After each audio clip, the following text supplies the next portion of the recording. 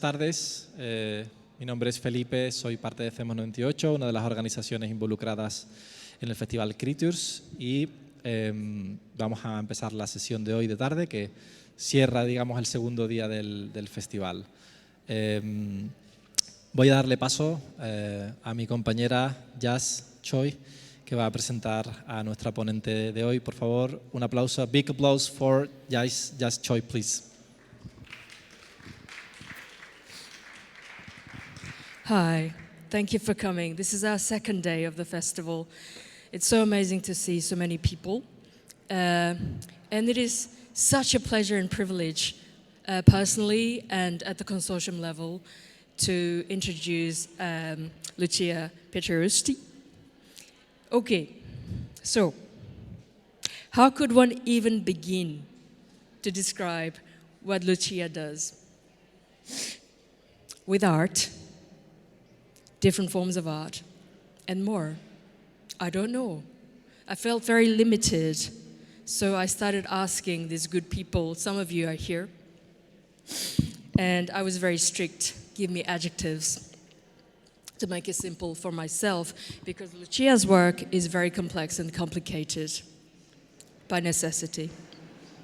So, there are many humans, including and especially with the CreaTures Consortium, who have been inspired and changed by Lucia's work, me included. Here are some of the adjectives: rule-breaking, holistic, wise, wondrous, hopeful, and from Lucia herself, themselves, messy. I first encountered Lucia's work in 2019 at Venice Biennale. And it really changed the way I thought about what art can do and what transformative art might mean. And there was the Sun and Sea Marina. And their work goes across so many different boundaries. So there's a rule breaking here. And disciplinary boundaries too, like fine arts, performance art, opera, and even more than that. And it's messy. It is messy. And I didn't feel messy, I felt messed up when I encountered your work, Lucia.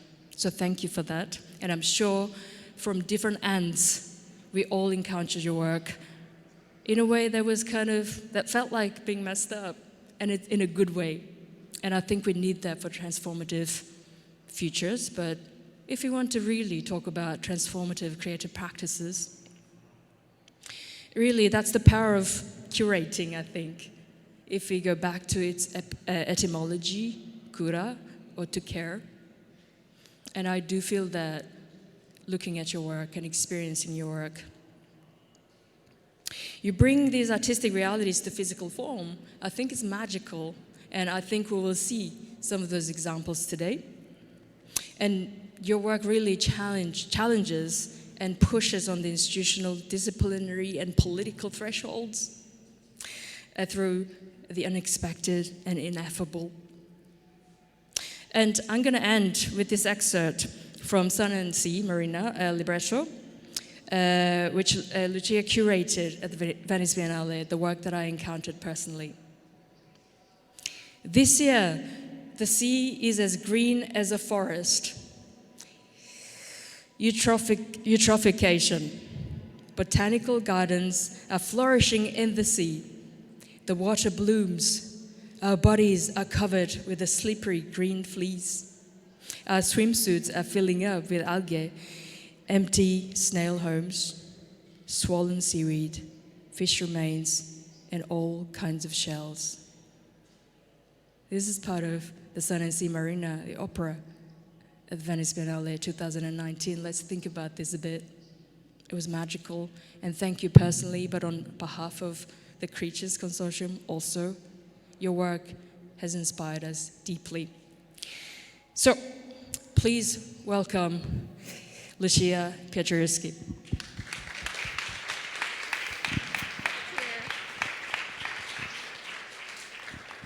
I am going to greatly disappoint you after Jazz's incredibly generous introduction. You've set the bar a little bit higher than I'm going to manage. I promise you it's not as exciting as you've just made it sound. But let me just start by thanking you so much for Jazz, so much for the impassioned invitation which reached me. And even though I had decided not to travel or to limit travel as much as possible this summer because of overcommitting slightly, it was sort of a bit impossible to say no. So thanks to Jazz and to all the organizers and Felipe and Karen and everyone at the desk and in the translation booth and everyone who was so welcoming over the course of the day. So thank you. Okay, so my name is Lucia and I am a curator. I didn't train as a curator. I actually studied English and French literature, and then I studied gender and women's studies, and then I studied cultural and critical theory, and all of those things kind of combined together into some sense that some kind of like critical, sensible, interdisciplinary kind of field of time-based encounters with the public. So things that happen in time and that bring together different disciplines might be a really interesting place for me to be, because what I found was a sort of instinct that brought me to somehow go like, oh, but the thing that this physicist is saying over here is sounding a little bit like this thing that this marine biologist or theologian is saying over here. And then obviously you'd speak to them and they'd go, nothing to do with it. And that's the nature of specializations, of course, and we live in that world. But so this is a sort of, there's some things that are not new about this talk, but I was going to call it on having a sense of purpose. So on having or developing a sense of purpose. And it was really about sort of what art institutions can do to rethink and re-practice on a kind of daily basis a notion of what they're there to do at all. And I think it is quite a good moment to ask ourselves about purpose. It's certainly the art institution, something that I'm very, perhaps too familiar with, having worked for the same institution for about 12 years. Certainly art institutions are encountering certain moments of questioning and legitimate crisis. You know, on the one hand, they are starting to ask themselves about the cost of the environmental cost of all of the actions that a museum takes. That's sort of one of the most, I think one of the thread that connects museums, sort of what museums are talking about these days.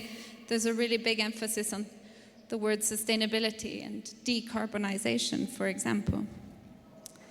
But also there is a sense that they're disconnected from their communities, from their audiences. Do they even know who their audiences are? I have a sense that the emergence of things like social media has kind of given a false impression of really large, you know, Instagram plays or Instagram likes or Instagram impressions. But at what point can an art institution, can an artist, can an art practice, can creative practice really reliably say that they know that they have connected with their audiences? And it's really inspiring actually to be here, because clearly so many of the projects that are just to my right are really trying to like actively answer that question or actively sort of be in dialogue with that question. We're also, art institution artists and everybody else are facing climate breakdown. Now, of course, when I'm aware that Southern Europe is more at the front line of climate breakdown, but even then, when we say we, I think that it's quite important to say that for the most part, we encounter, we are not immediately at the front line of climate breakdown. And so this question of how do we encounter the climate crisis, I think, is a question for the cultural field as well. And so how do we encounter it, assuming that where we are and who we are really makes a difference in terms of how to answer that question. more crises. There are crises around social justice and climate justice, so again, something to do with connecting with their audiences. And then, of course, museums that have collections are being faced with really important questions around the legacies of colonialism, and so questions around restitution of objects and so on. This is just one of a few of many. So it's not a surprise at all. We are in a moment, for sure, of a crisis of institutions in general, a crisis of trust in institutions in general. And to a certain extent, museums belong to the same history of empire, of colonization, of imperialism. And so it belongs to the same, it is being questioned in the same way that all other institutions that do also emerge from those historical periods are. So in a really good book called The Great Derangement, the author Amitav Ghosh describes a contemporary crisis of the imagination that permeates scientific and narrative thought as being the greatest obstacle to facing contemporary environmental breakdown. He identifies a trend emerging from the European Enlightenment and its shadow, which is empire.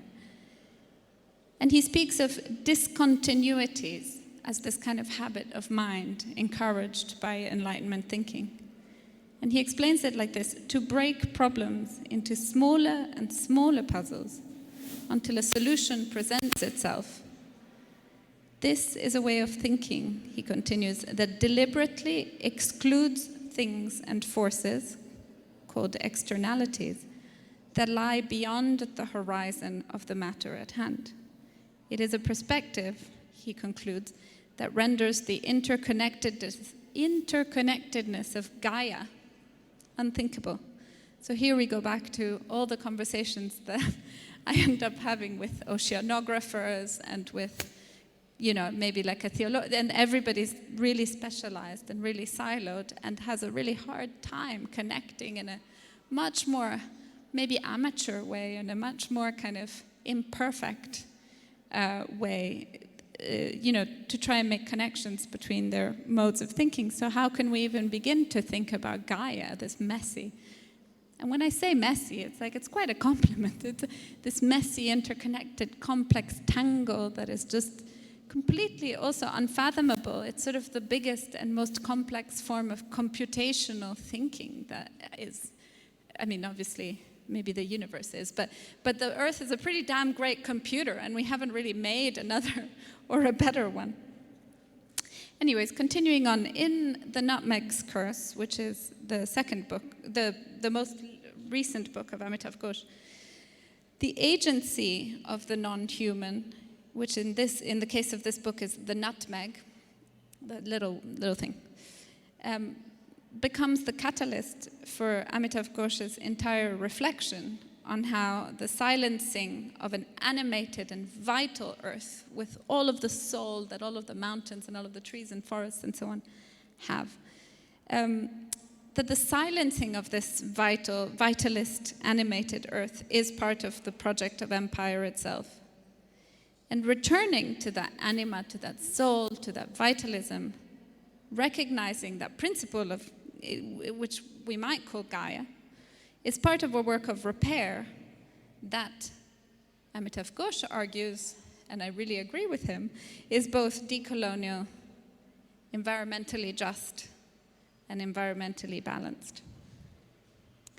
So, in a sense, the work that I've been doing has been dedicated to kind of developing methodologies around thinking about the more than human, thinking about the mess, thinking about sort of loosening up these silos and these boundaries between disciplines, between each other, and also asking myself the questions of how to practically do we bring that into like an artistic production context without transforming art into like a vehicle for something, into like a function, and also a systems context in terms of how to sort of think through these ideas to make organizations and institutions work perhaps better.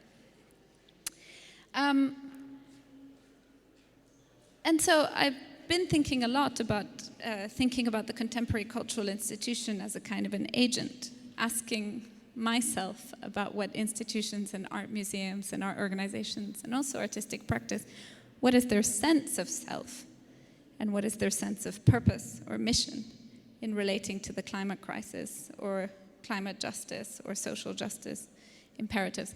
I promise I have more than just one slide. So the question a little bit for me is like, how can museums and artists and institutions and the people inside of those places and artistic practices think of themselves as having agency in the face of planetary but unequally distributed events? And how can we cultivate that agency? And what are the strategies by which this can be achieved, and so on?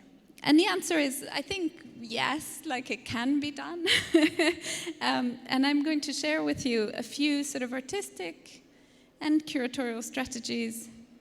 Definitely the curatorial methodologies or the systems methodologies are all inspired by artists. They always have been for me. And that's just what I'm presenting here. So the first thing is the idea of thinking loosely and in interconnected ways. And I'm really inspired by this little passage from Medium Design that my ex-colleague Ben Vickers quoted at me once over brunch or something, when I was saying to him that actually the fact that my vision, like this, I can't see any of you if I take off my glasses at all, has always been really bad. And I said, I think there's something about curatorial methodology there, because what happens to me in my experience of really bad vision is that I always, instead of like not recognizing friends, I recognize everyone.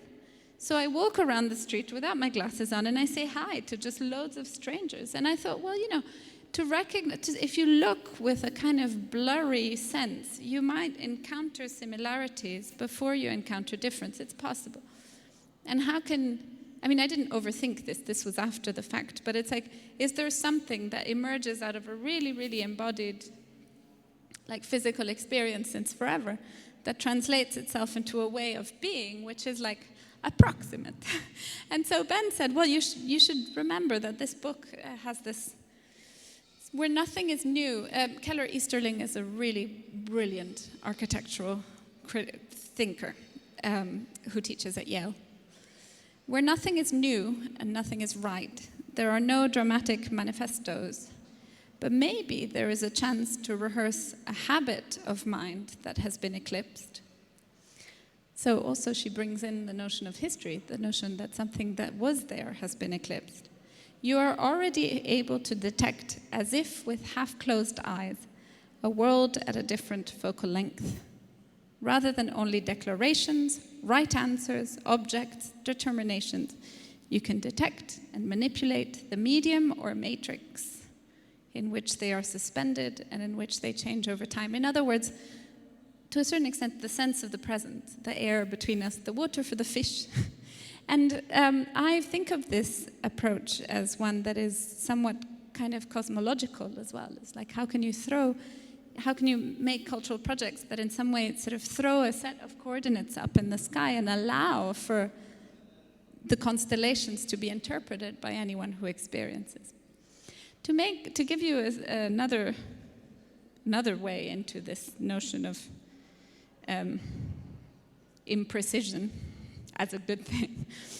This is some images from a project by the artist Taishani, who started to think about the mythology that exists on the island of Alicudi, which is that dot, next to, not too far from Sicily.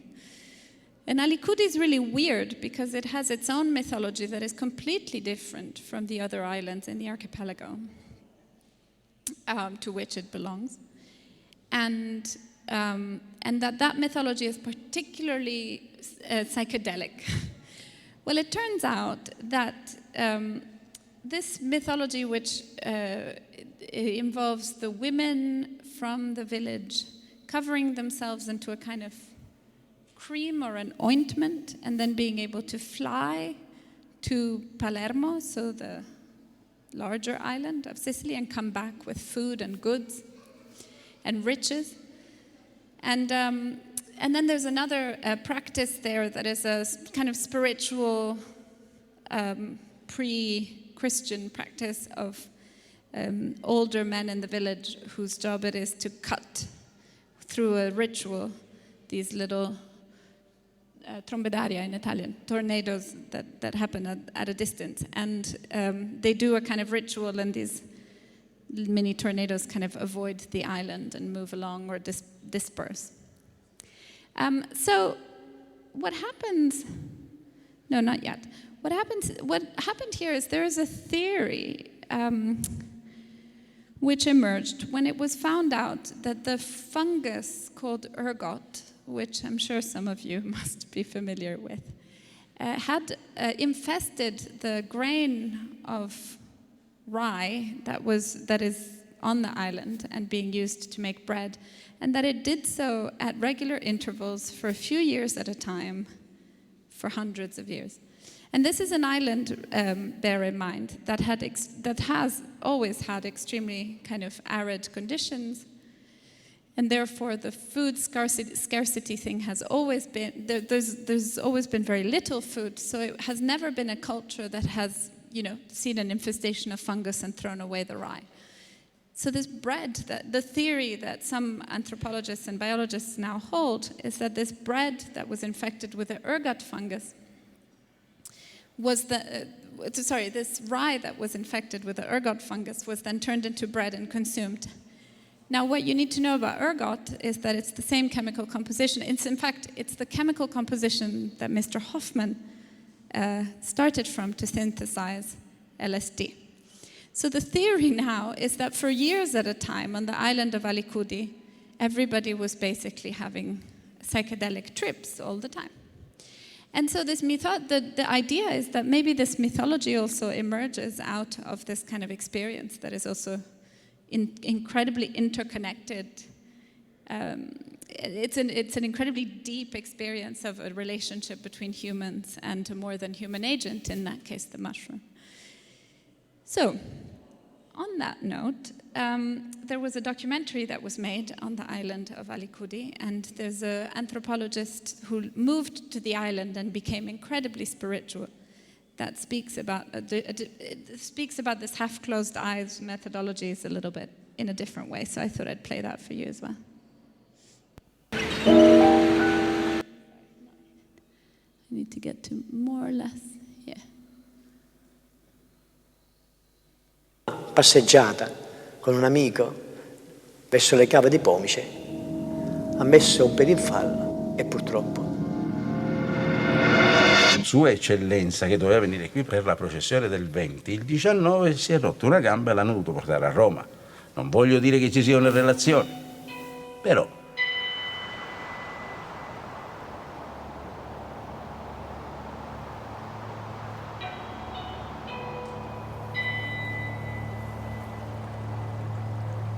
loro non seguono la logica tradizionale, ma seguono un'altra percezione della realtà.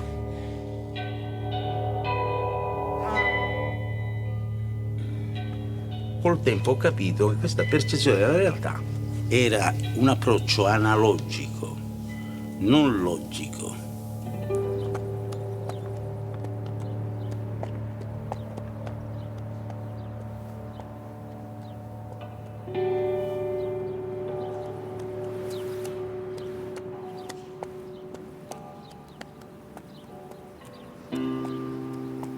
Analogia in greco significa proporzione. A sta a B come C sta a D, per esempio. L'astrologia, i rapporti degli astri con la tua vita, non sono il rapporto logico, ma il rapporto analogico.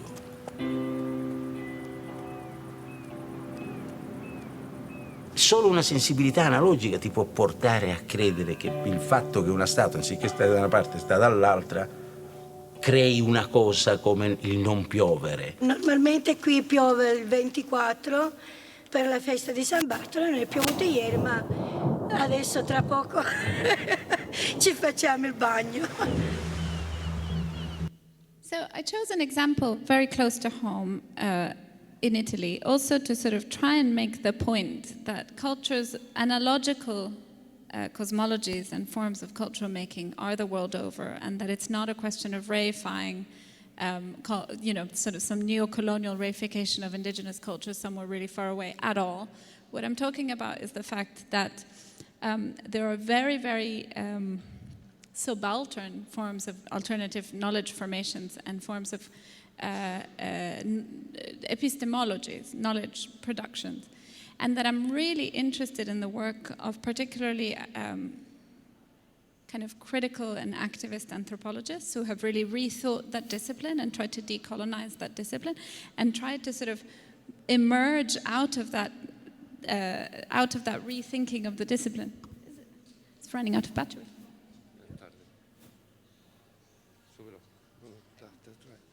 Hello?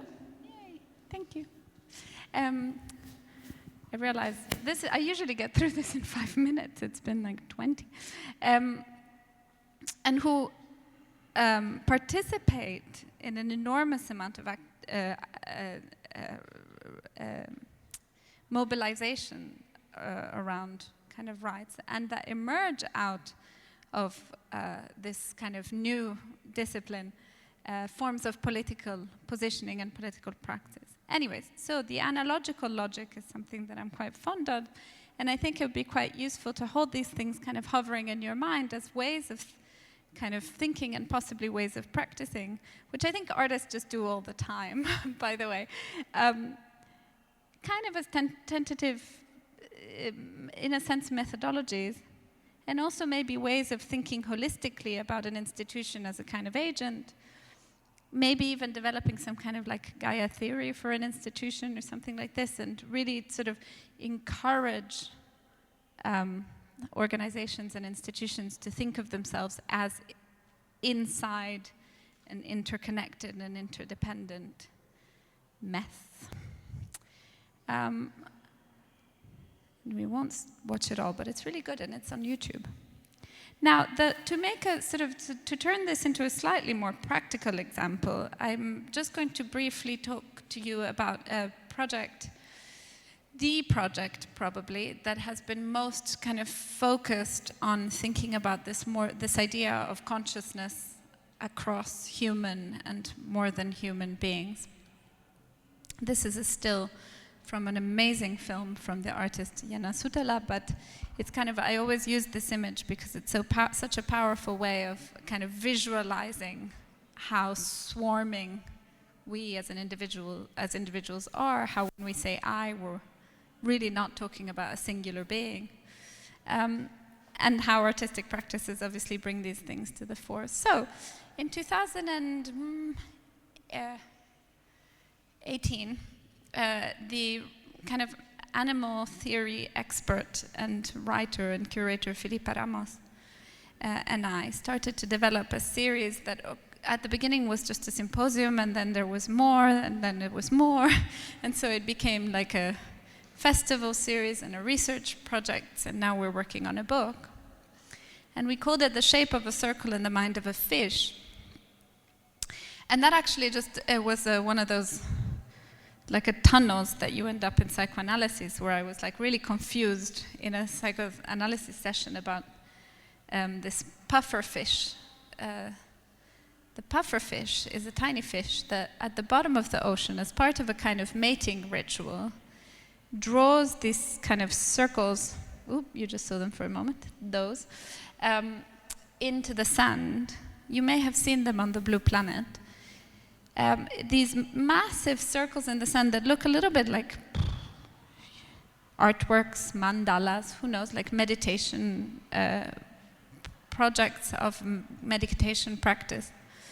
But the fish itself, I should have just shown you the circle without all the stuff, but the fish itself is like really small compared to the circle. So if the circle is out there, the fish is probably the size of the word Simone. And so this for some reason, I just got quite obsessed with trying to figure out how was it possible that a fish so small could draw something so symmetrical. So, you know, it's not like you see the fish swimming up going, it needs a little bit more to the left. None of that. It's like this. And as it does like this with the fins, it moves the sand around. So something that is to us a circle is to the fish a dance, maybe?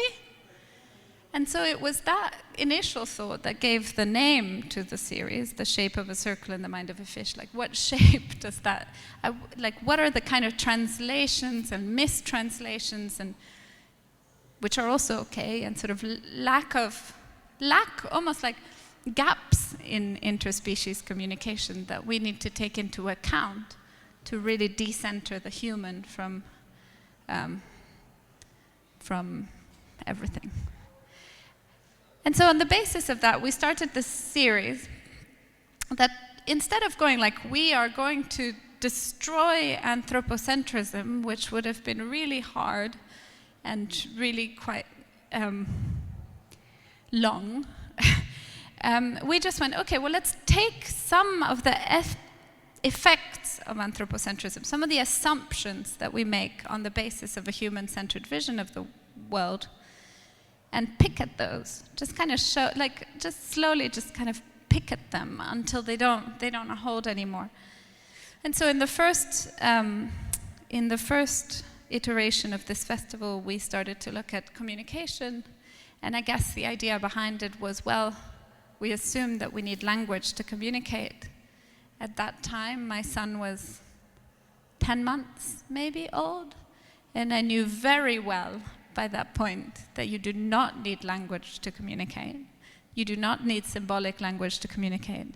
That love, also fear and like anxiety, all sorts of other things, but like that love and care and responsibility and obligation predate the emergence of language. It was clear to me, having a little baby. So it was kind of a resolution, like an intellectual working through that question.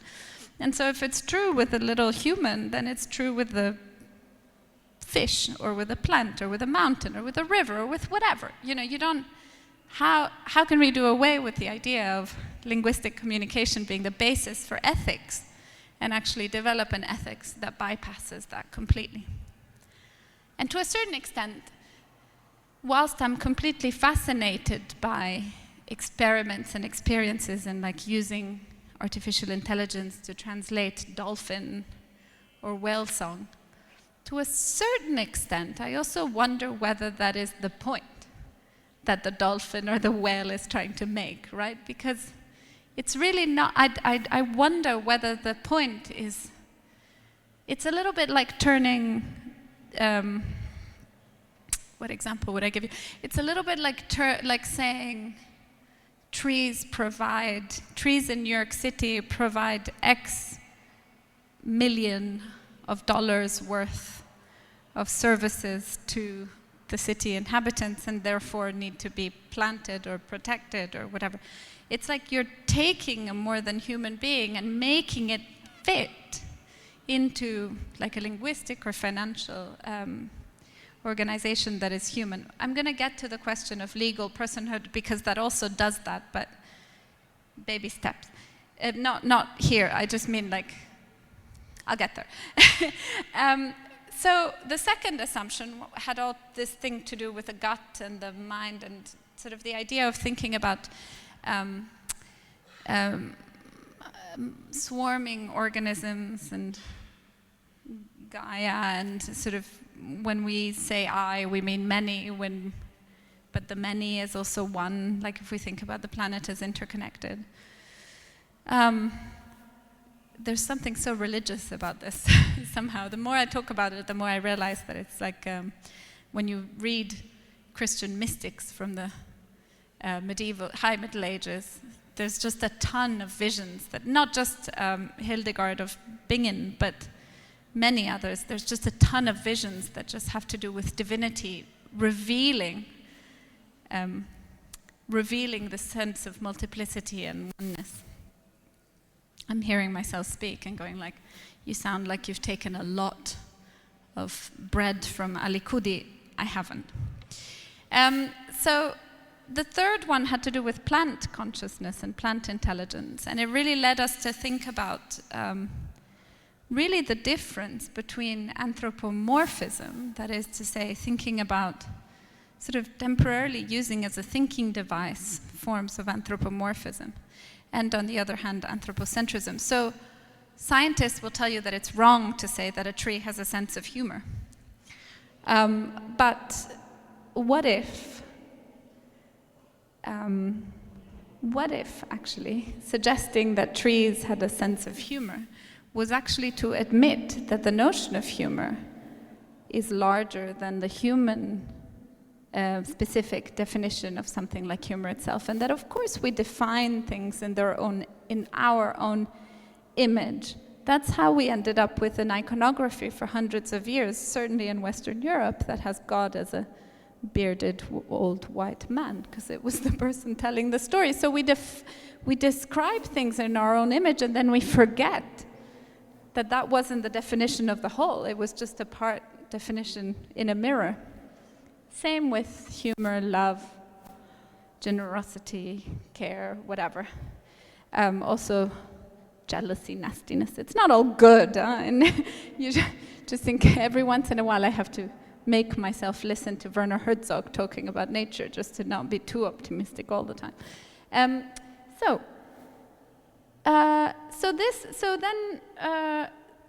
came the fourth moment of the fish, and this was like a challenge that we set ourselves, and that I'm quite sort of interested in what happened. And this has to do with this cosmological looseness and so on, which is that we decided to dedicate this fish festival to the soil. Originally, we were all about the mushrooms, and that in doing that, we realized, so we called it the shape of a circle in the mind of a fish, the understory of the understory. So the understory is the floor of the forest, so the understory of the understory, but also the, of course, submerged perspectives and so on. It was a kind of play on that. So what we did was we thought, well, if we start to think about soil, but we call it something different, we might end up with soil, maybe ground, land, earth, dust, dirt. And that if we start to sort of think about each one of those words and sort of look at where it's pointing, we find all kinds of things, from the sort of questions around restitution of land and indigenous rights at the front lines of extractivism.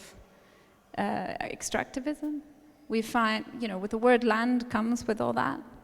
The word ground is a much more, I suppose, like metaphysical question.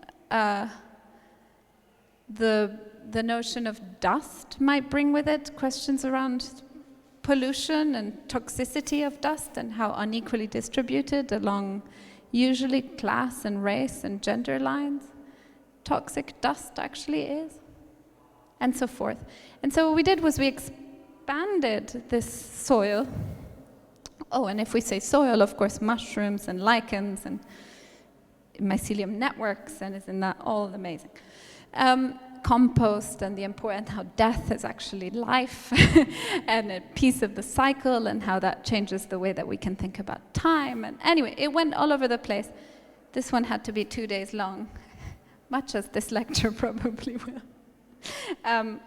Because it really just tried to address all these different things and invite people who could speak to those words and really reveal the fact that when we take seriously, like even a clump of earth, we hold a stack of things from, human justice and social justice, environmental balance, biological specificities, historical, anthropological context.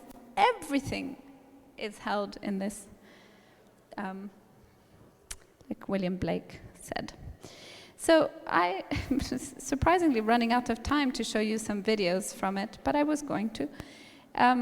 And so you have, say for instance, speaking of all of this, Carabing Film Collective, which is a grassroots indigenous collective from the Northern Territories of Australia. And this is not Samea Valley, I made a mistake. That is the theologian Simona Kotva talking about a sort of drawing a woman turning into a plant whilst talking about the divine. So not this and not this, but more like this, and then we made a book. So coming to the idea of personhood, this is kind of an emergence that Filippa and I developed as a result of working together for many years on these festivals of the shape of a circle and the mind of a fish, which is we received an invitation to curate a small, very small biennale at the foothills of the Dolomite Mountains, which is a UNESCO protected territory. Beautiful environment, also extremely managed, extremely, there's a lot of effort that goes into making it look like nature, so it sort of brought up questions of, I suppose, authenticity and in the Anthropocene that maybe is kind of another hour that we won't do now. We decided to theme it around the idea of a person which the word comes from ancient Etruscan and refers to the mask in a theater, you know, like happy, sad masks, those ones that there's even emojis on the phone.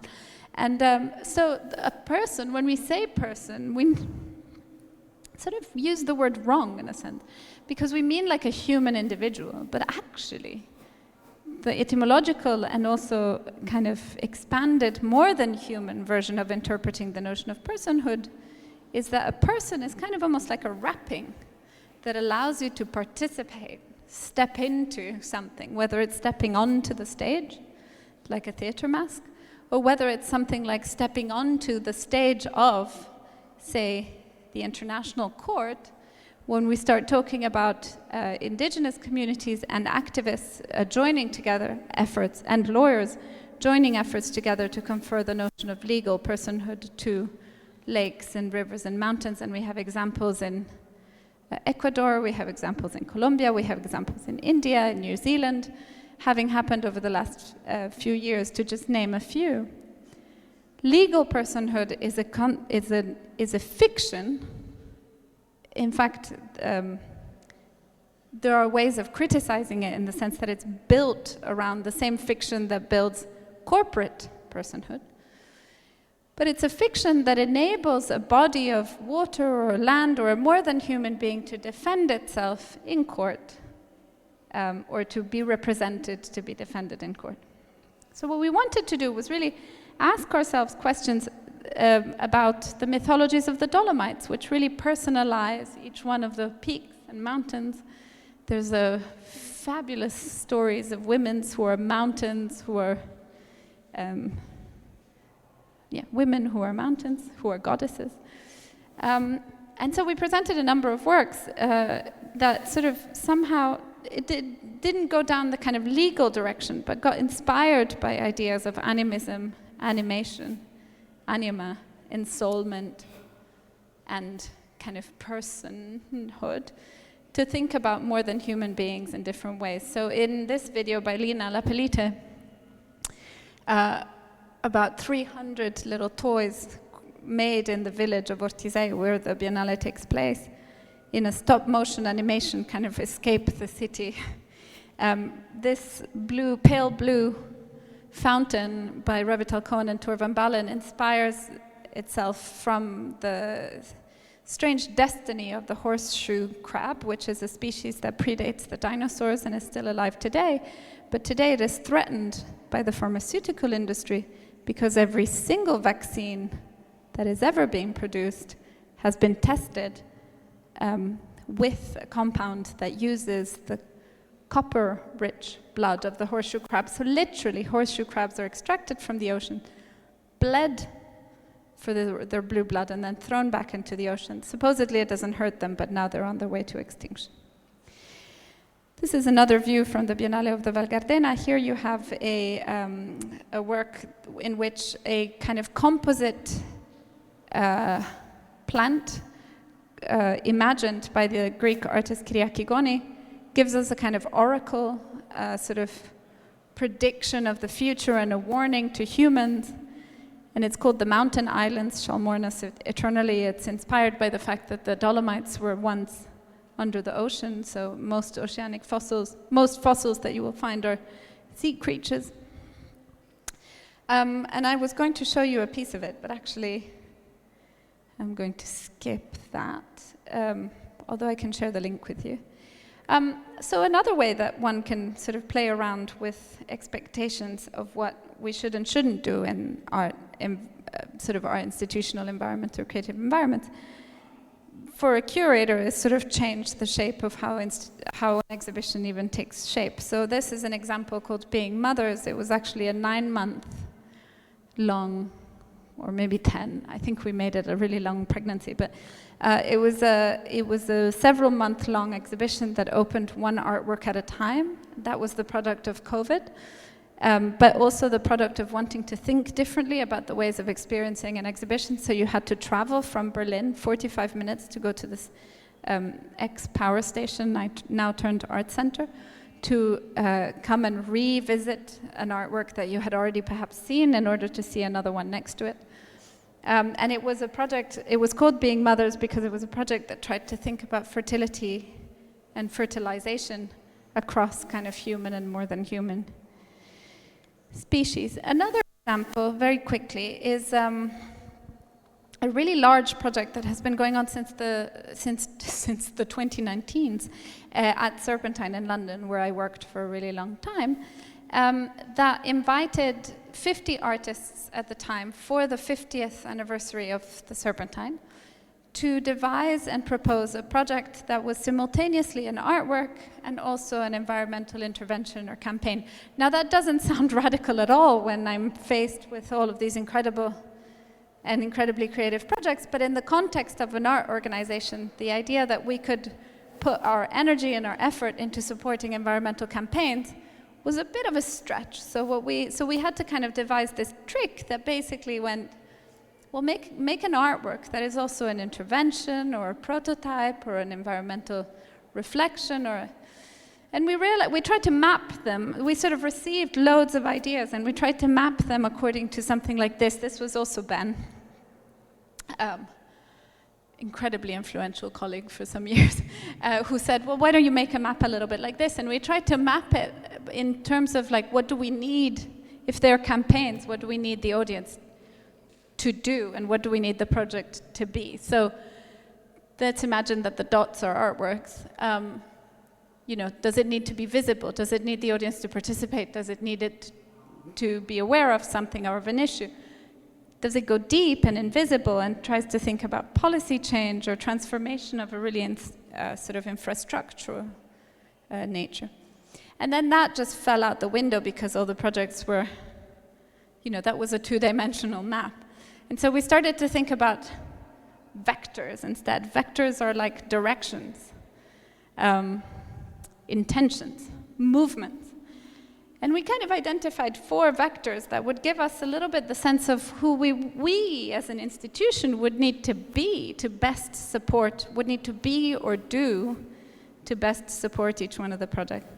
Public, system, places, and speculations. Let's assume that public are projects like Yoko Ono's I Love You Earth poster campaign. Projects that really the aim for which, or the measure of their success, is really simple. It's like, how many people did this reach? How many people saw this, read this, visited this, whatever? Audience awareness and that number, in a certain sense, is kind of your basic measure. Obviously, then you can get into questions around qualitative and more interesting questions around kind of reach. But, at its basic level, it's quite an easy ask. Systems, just as it sounds, looks at changing pieces of infrastructure. So Carolina Caicedo came to us and said, well, in Colombia, I'm working with environmental lawyers towards a legal personhood case. And what our work was to interact with that and to figure out ways of kind of skills exchange and of forms of support that we could give, but also manifestations of the projects that we could do in London. What am I missing? Places are when, much in the case of Tabitha Rezer, when we spoke to her, she said, yes, but I gave up being an artist because I'm opening a center for the arts and sciences of earth, the body, and the sky in the forests of French Guyana, and it's got nothing to do with art, and it's not my artistic project, and that's what I want to do. And we said, great. Places are the cases in which artists actually came to us going, I am caring for a particular place. And what we had to think about is how, as an institution, not to do anything even remotely similar to a kind of colonial dropping of that sort of central London institution into a quote-unquote periphery space, but also terrible sort of extracting displayable material from that space and bringing it into an art institution, but actually create kind of systems and sometimes even like invisible systems or manipulative systems to generate kind of twinnings and forms of support. It entirely depends on which, what the needs were, but each one of them had different ones. And then lastly, speculations, in a sense, are the ones that you imagine more clearly when you think about an artwork. Artworks that imagine alternative futures, alternative origins, artworks that kind of seed an idea or a paradigm into the future and that we just produced. And then this was just a slide to show you a project, very different project that Tabitha Rezer decided to collaborate with the architect Yusuf Agbaola, who is based in London, to create a kind of meditative space that at the same time reused some of the infrastructure material from the old exhibition that was at the Serpentine before this opened last week. Okay, I'm late, but I'm going to show you. Can I? Felipe, will you give me 5 more minutes so I can? Thank you. So.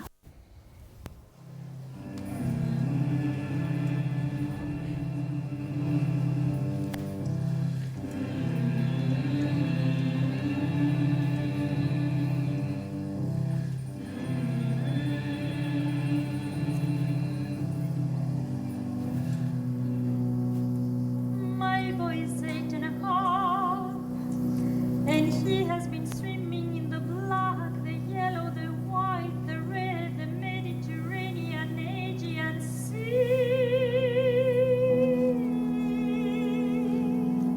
This is on the seas as green as the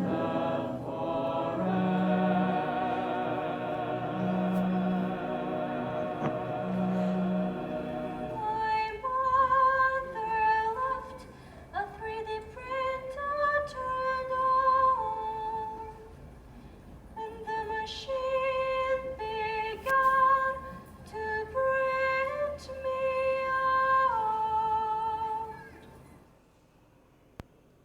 So that is a trailer for the opera performance Sun and Sea, and I really appreciate Jazz making it sound like I created this work, but I really didn't. I curated this work.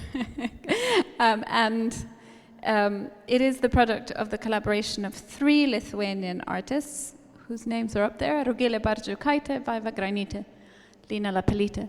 And to your right, you see the presentation at the Venice Biennale in 2019. It went quite well, because it was awarded the Golden Lion for the best national participation, representing Lithuania. And since then, this piece that, we had 2 weeks worth of budget to run it. When we opened, we had 17 people on the first day. This piece that was really made with chewing gum instead of glue and shoestrings instead of budgets, and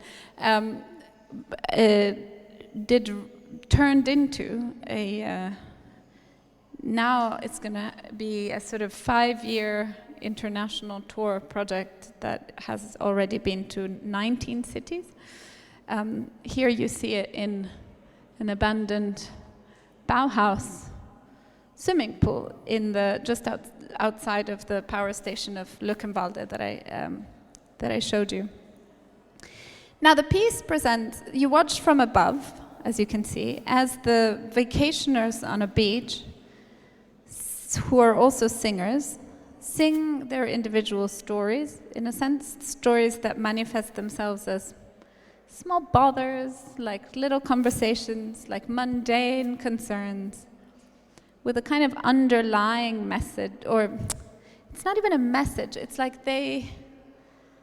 you get the sense that these characters have an intuition of something really large and looming and threatening, and that it has to do with climate, but they in no way take consciousness of it. There isn't a moment in the opera where there's a kind of like big pathos moment of realization. Of course, there are choirs, so there's moments when everybody sings together, and the bit that you heard and that Jazz read, the words from the season and the sea is as green as an ocean, is one of those moments. But primarily, you know, the impression that you have is all these people are kind of just right there, and it's there, you know, they notice it, they know that it's there, but then they get on with things.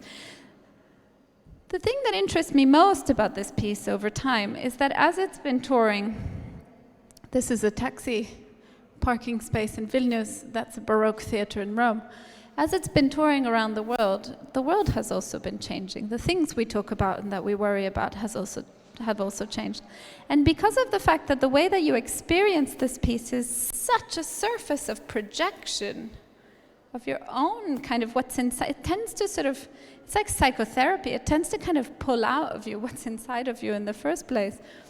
It's also a piece that's quite sticky in its meanings and in its interpretations, in the ways that it's been kind of discussed. And I've obviously had the privilege of participating in lots of those discussions, and therefore hearing how much the piece changes as the cultural discourse changes as well. And so from kind of 2019, the message of greening was really kind of ready to emerge in the art world, obviously standing on the shoulders of practices that had been doing it for a really long time. The piece was really interpreted, and I did too, as like, it's saying that the climate crisis is an enormous object that is inconceivable, and that there's an incompatibility between our brains and this massive thing. It was kind of generic. It was one of those things that you do when you say we and you think you mean everybody, and you don't. And then fast forward to the COVID pandemic, we traveled just a tiny bit during COVID.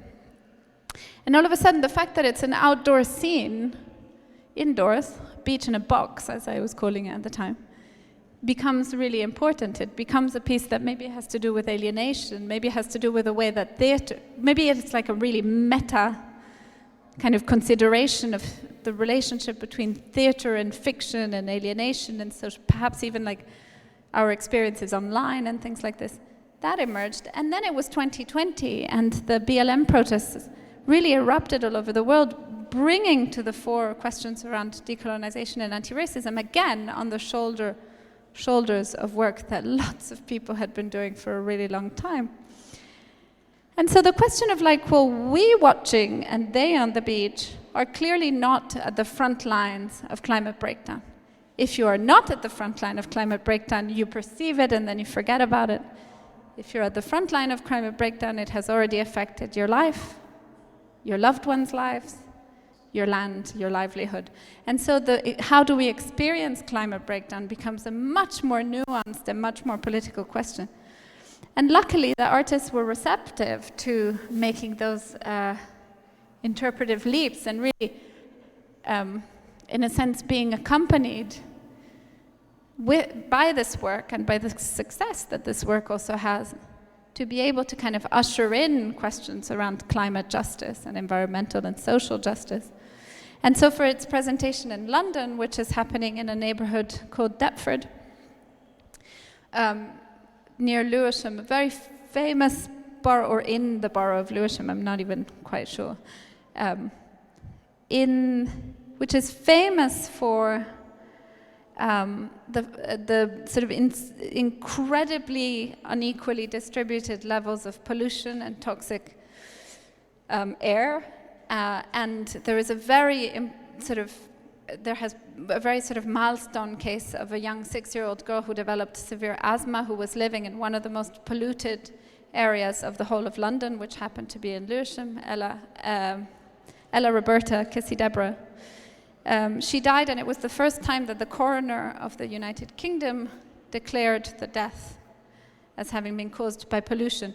And the fact that the distribution of that pollution is so racialized in the neighborhood of Lewisham, in the borough, made it so that the question that when we're talking about pollution, we actually, when we're talking about environmental justice, it doesn't matter what scale you look. If you look on the level of a neighborhood, or on the level of the planet, or on the level of finance or infrastructure, that there's an environmental justice question that is playing itself out at all of those levels. So we are in Lewisham, hosted by Lewisham, and what we're doing with an organization that I started at the end of last year together with my co-director Ashish Gadiali, who is an ex-member of Wretched of the Earth. You might be familiar with the organization sort of focused on climate justice. We devised a public program. In fact, next week is the big symposium, and a film program and a program of talks and workshops that really try to draw out this question of how do we relate to social and environmental justice at different scales, so from ecocide to pollution in neighborhoods.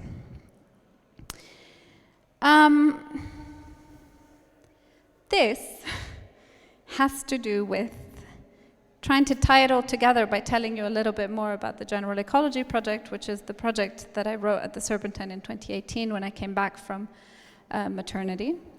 As a project that, as I mentioned, I think before, would tie together, would try and sort of think about programming and infrastructure at the same time. And I think I put this slide here for myself, actually, to remind myself that the General Ecology project, which has been doing quite well, and I'm really sort of pleased with how it's been received particularly, but the fact that it needs to start to think a little bit further about how to really kind of solidify the institution's commitment or sense of purpose around ecology and the environment, around environmental justice.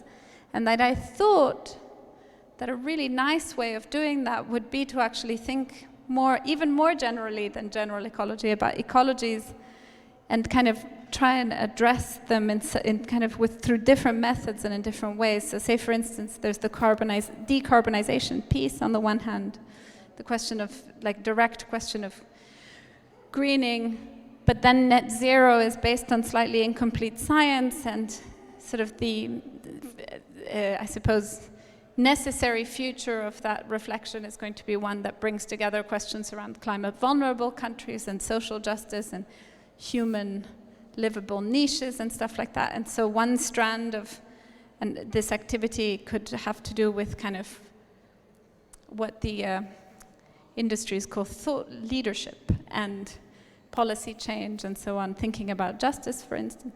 Whilst another one could think about organizational ecologies and really kind of continue to work and encourage an art institution to sort of make connections with non-art organization to, you know, continue to build infrastructures to kind of collaborate, cooperate with other organizations. That's something I'm working on at the moment. An infrastructure for co-commissioners and festivals of live art. And so to continue to think about these things, like, okay, there's environmental ecology, but there's also environmental justice, there's also systems ecologies, there's the way we relate to ourselves and to each other and to more than human beings. And all of those things are happening. You know the film that just came out called Everything Everywhere All at Once? Such a good name. And I was like, oh, that's it, right? All of those things all at once right now while I'm talking to you, whilst you're so patiently waiting for me to stop talking. That is, in a sense, this kind of blurry, cosmological, messy proposal that I humbly put to you today. Thank you for listening.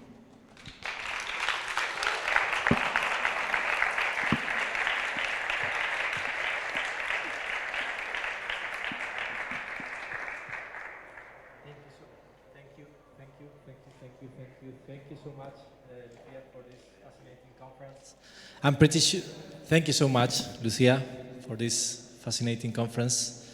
And I'm pretty sure that the audience will have some questions, so I'm here to pass you the mic.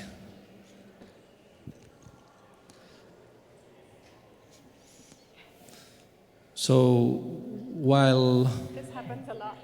Yeah. Same as yesterday. Thank you for the talk. My mind's full of ideas, so thank you very much.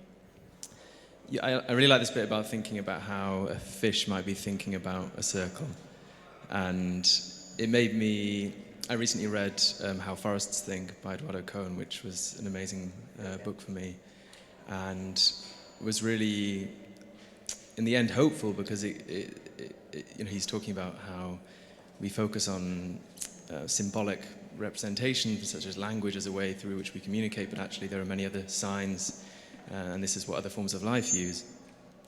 And this means that we have all the tools at our disposal to be able to be present to other life forms, and perhaps by being attentive or more captivated by our environment, we can think more about how a fish is thinking. And I was wondering if you had any other thoughts through your experience of this project about how we can be captivated and think like other non-human life forms.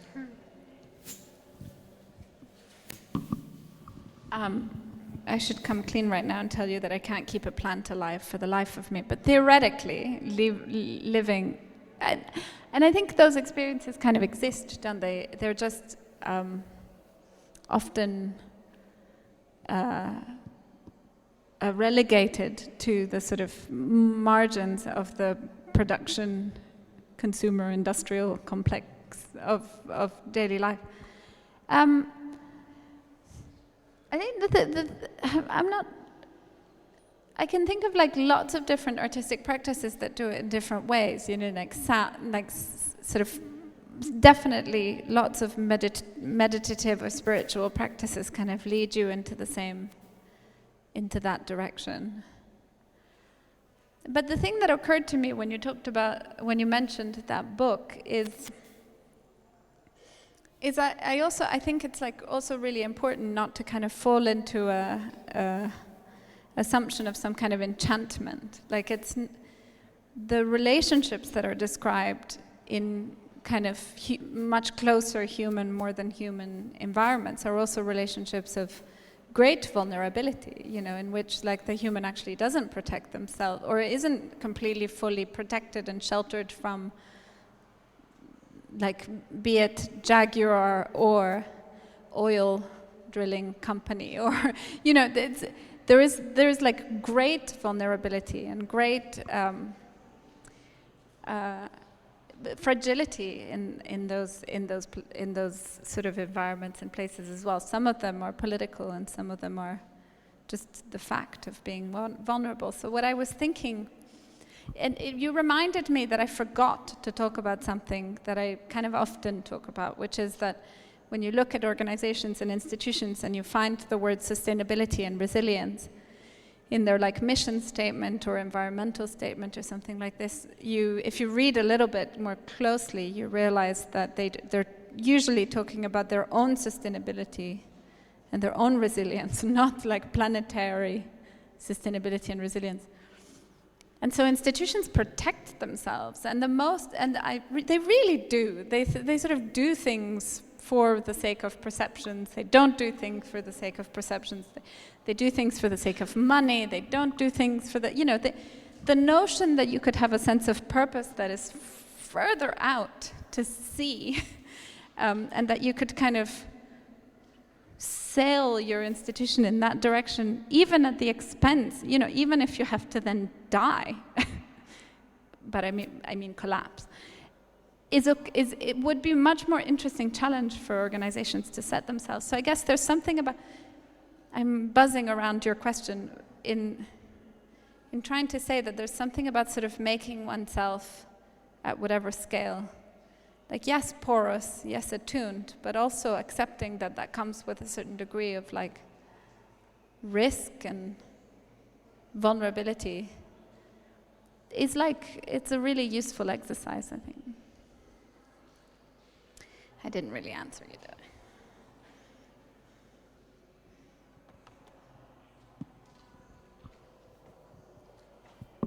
I? Thank you. That was really enjoyable.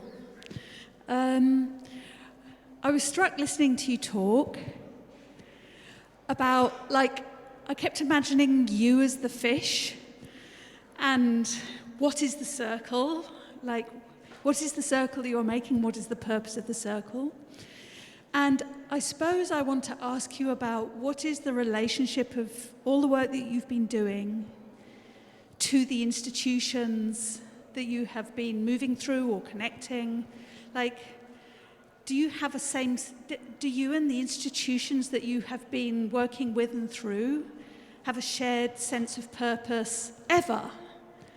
And kind of like, what's the value of, what's the most we can hope for institutions, for the institutional role in all of this? Thank you so much. That is like, first of all, it's a terrifying question, which I love. And second of all, it's absolutely the most crucial question. And the reality is that, so I'll quote my mom, who she was like, yeah, but you left the Serpentine. Yes. And your budgets are really small. Yes. And you're not really, the General Ecology Project has this reputation, but is anyone listening to you inside? Well, not really. Sometimes yes, sometimes no. You can leverage that. You can leverage the attention that you get from the outside to sort of make changes on the inside. And then sort of I was trying to make that point, and she's like, yeah, but the fact that you've left now means that if you weren't like still involved in some way, it would probably just disappear. Well, I guess it might disappear. So you failed, my mom said. And I was like, you can say that, but not in public. I will say that in public. There is a profound, I mean, I'm not here as like institutional critique. I actually like structure, but I certainly come here at the foothill of the mountain of the problem, rather than, like, what I'm describing is like the fear and the siloing and the self-protection is like every day, every institution, all of the time. Now, it would be great. So that's what led me to think about this. It's like, how do you reframe and rethink in a way that maybe warrants a little bit more like longer-term thinking? But these are invitations, really. It's the second half of your question was also really interesting, but I forget it now. What can we hope for? Like, they don't collapse, do they? Like, the University of Bologna has been standing for how long? 500 years. So I've spent quite a lot of time sort of hovering between the like tear them all to pieces and the like change them from the inside. So it's like, what can we hope for? It's like, well, we can certainly hope for the odd opening. And we can hope for the fact that a lot of institutions might not know what they're agreeing to before, and then it's too late, and then you're in there. I mean, I find manipulation is a beautiful word because it's sculpture, right? So it's like how, from institutions, we can hope for a little bit of destruction, and then eventually realizing that things have value, things like, I mean, I hope this stuff, but like things in general, things that are more challenging to it, for sure. Such a good question, Ruth.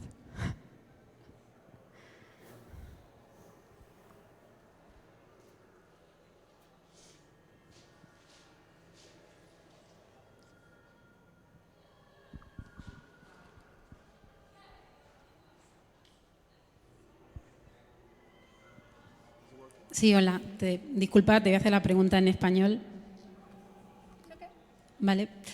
Un poco en relación a lo mismo que ha planteado la compañera, y es que tú nos has hablado de ciertas estrategias, ¿no?, para poder plantear proyectos artísticos, entiendo, desde la institución, y desde ahí poder aprender o poder construir un relato que de alguna manera haga frente al, entiendo, el relato dominante que desde las instituciones culturales habitualmente hacen.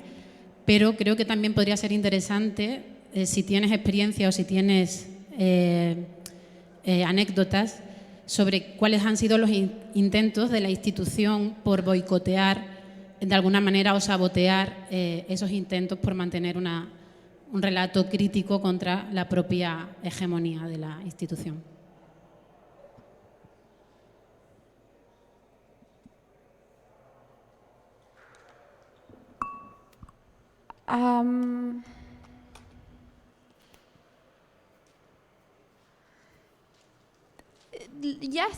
Yes and no. They're there all the time, for sure.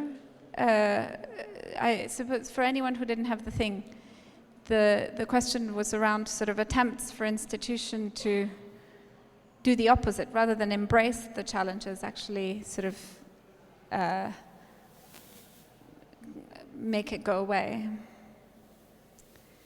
I think one of the things that I have found getting into the field of environmental justice and working with, I'm absolutely not an anti-racism activist by expertise at all. I mean, I believe in the cause of anti-racism enormously, and sort of am now working with my co-director, who is an anti-racism activist, on this thing that tries to bring these two together.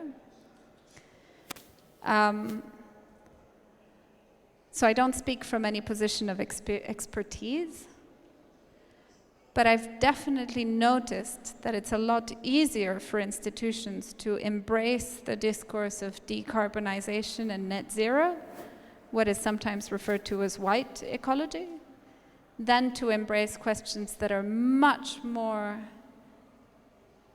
difficult and deep and in many ways painful around decolonization and how tied together those two things are. And so there's a lot more resistance about those things. And the resistance manifests itself in really subtle ways. You know, like when I'm off the stage, I'll tell you exactly some examples, but it can manifest itself in ways like like defunding, or, oh, you know, there's budget. Now there's no budget. Or like it's sort of things that will never make it sound like we don't want to have an anti-racism program in this area. It never sounds like that. It always sounds like, oh, but now we're in really great financial difficulties, and oh, but now, you know. So there's, and I'm not, you know, I'm really not pointing fingers at any organization or institution that I have worked with. What I've noticed is that that is a lot more of a challenge, and that's been kind of a learning experience for me, because I feel like I've walked very comfortably in the field of environmental work, and now realize that actually the work for so many people has been so much harder.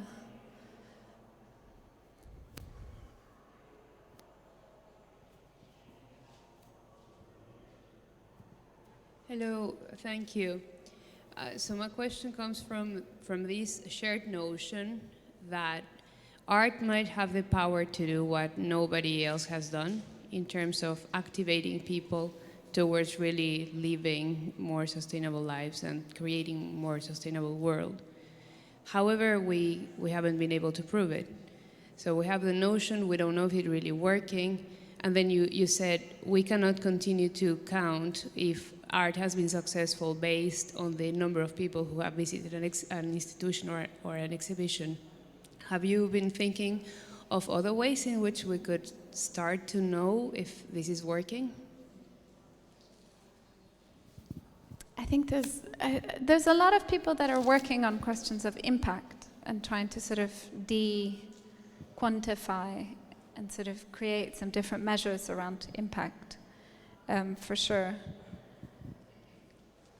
I mean, I think if you go into the granular, so say for instance, you look at one of these projects and you look at how it affects or changes a particular neighborhood or a community, or how it manifests itself, then you can start to, then you can start to sort of look at this question qualitatively, but there's a particular kind of work that suits process-based, sort of used to be presented as part of education programs, community-based, usually grassroots kind of.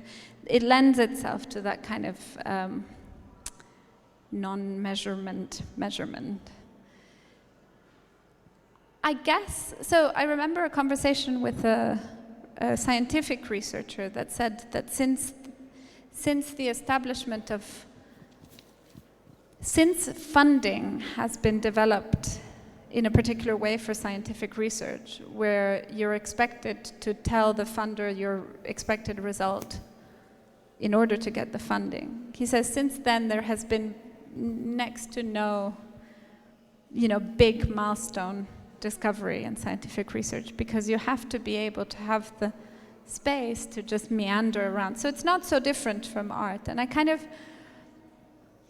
think there is a kind of privilege, in a sense, in not having to always measure.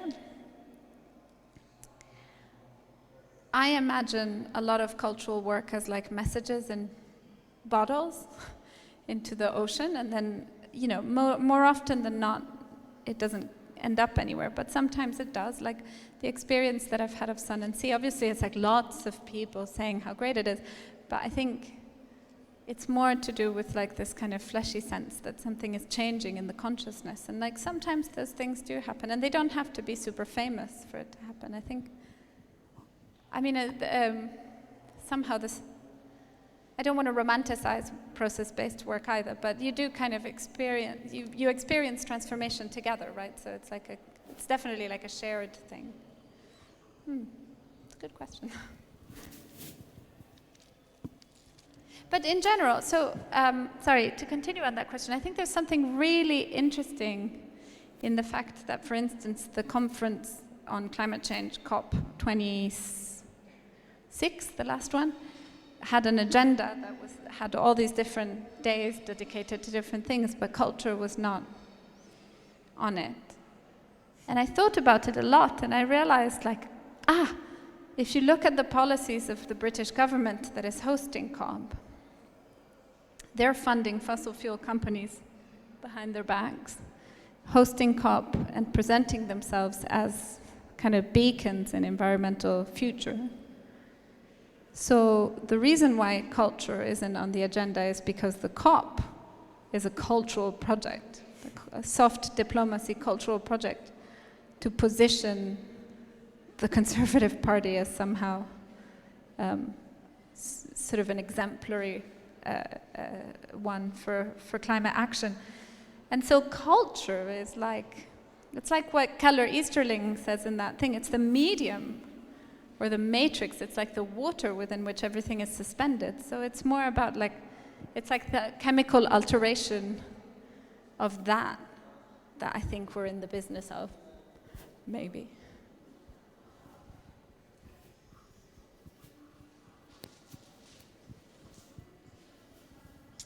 All right, thank you. Very practical question. Thinking about primary education, how would a teacher or a school interested in this field, how would they proceed? Where to find out what to do, what to present, where to look to, who to talk with? Oh, interesting, because I've never worked with young people and kids, so there's nothing like a curriculum that has emerged out of this work. Although Sun and Sea, this one, for London, the London Climate Action Week organization has developed a curriculum about Sun and Sea, so I could probably find it if you catch me after. My experience is just with one child who is my own, and who I really don't try to brainwash in like environmental questions. But there were moments where, like, as a tiny, tiny, tiny, tiny baby, he loved plants so much he wanted to like pick them and hug them. And I just like that one day, I just went, oh, the plants, you just hug them by blowing on them, like this, because they eat the CO2. And that it somehow, 3 years later, he's like, so I think kids are much more capable of thinking through these ideas. I mean, like, the ensoulment of things is like childhood. Everything is alive, right? So I think it's probably actually easier in primary than it might be like in secondary school, where we're just so solipsistic and so profoundly human as adolescents, you know. I think there is no better way to finish, and there are some kids here, so let's hope they take the words. Thank you so much, Lucia, again for a great conference, and a big applause to her, please.